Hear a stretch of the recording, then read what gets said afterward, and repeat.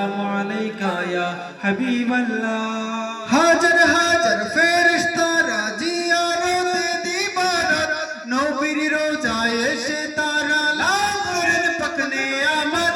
হাজার হাজার ফেরেশতারা জিয়ারতে দিবারাত নবীর রোজায় এসে তারা লাভ করেন পাক নিয়ামত। মঞ্চর মদিনা যেখানে নূরের খাজিনা শুয়ে আছেন জিন্দা নবী শাহে মদিনা।